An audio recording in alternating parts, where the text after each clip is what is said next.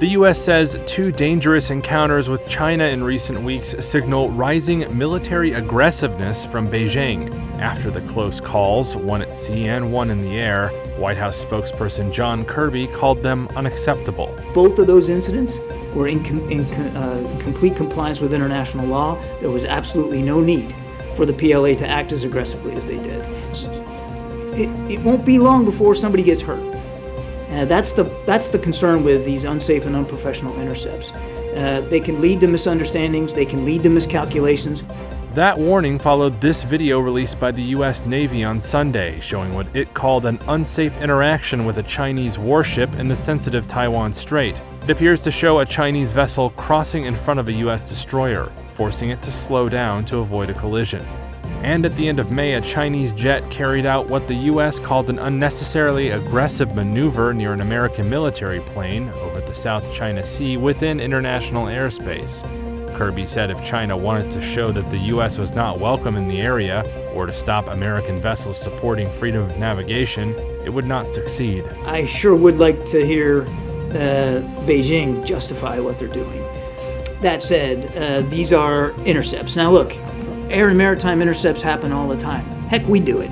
The difference is when we do it, when we feel like we need to do it, it's done professionally, and it's done inside the international law, and it's done in accordance with the rules of the road. On Monday, a Chinese Foreign Ministry spokesperson said that, quote, the measures taken by the Chinese military are completely reasonable, legitimate, and professional and safe. The recent jump in tensions with the U.S. comes as both sides blame one another for not holding military talks, with disagreements over issues ranging from trade in Taiwan to Russia's invasion of Ukraine. Denmark is one of our greatest allies and most reliable friends, closest friends, and on lockstep in every global issue that we've been engaged in. And together we're working to protect those values, including standing up for the people of Ukraine against the brutal aggression of the Russians. And we've also addressing global challenges from promoting inclusive economic growth, the climate crisis.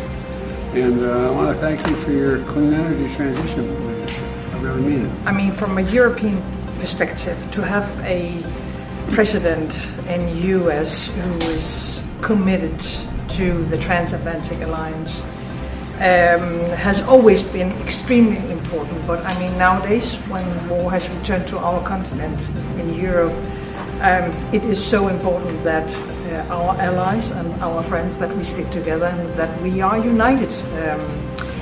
And we have truly been for now 15 months in Ukraine. We will, of course, continue from a Danish perspective our very strong support to Ukraine, but I'm looking forward to work even closer with you on defense and security.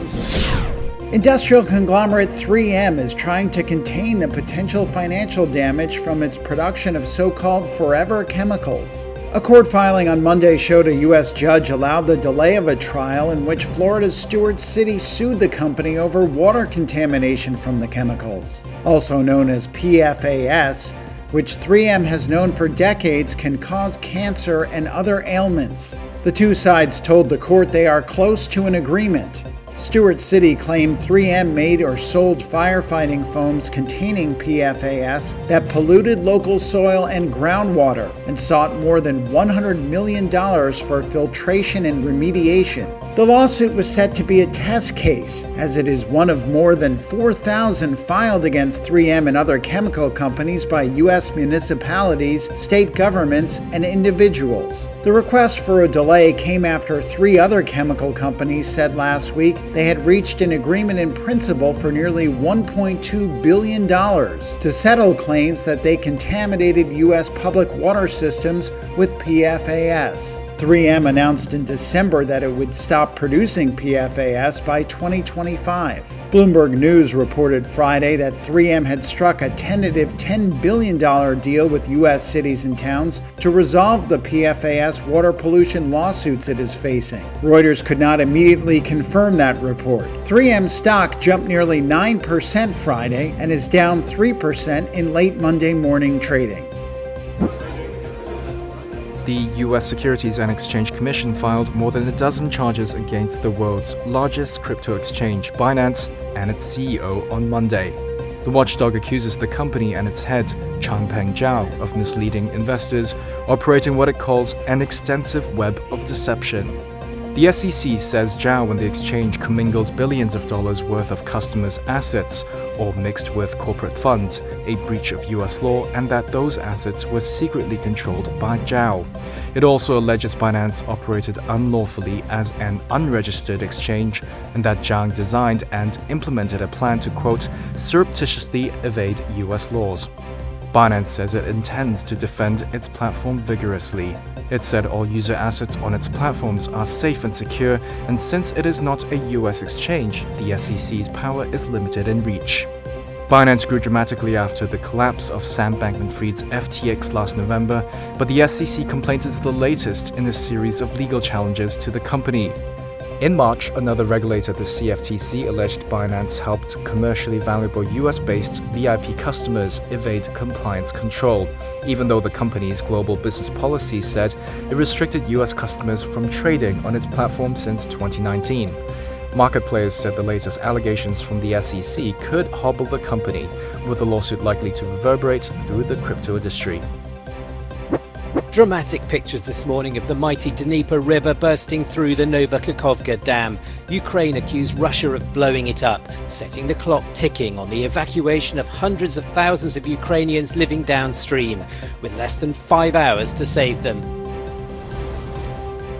The floods also threaten the huge Zaporizhzhia nuclear power plant, currently in Russian hands, which uses water from the reservoir to cool its reactors. The Kakhovka hydroelectric power station dam, which was at full capacity under Russian control, is located in the Kherson province of southern Ukraine. President Zelensky accused the Russians of using terror tactics to try and thwart Ukraine's counteroffensive.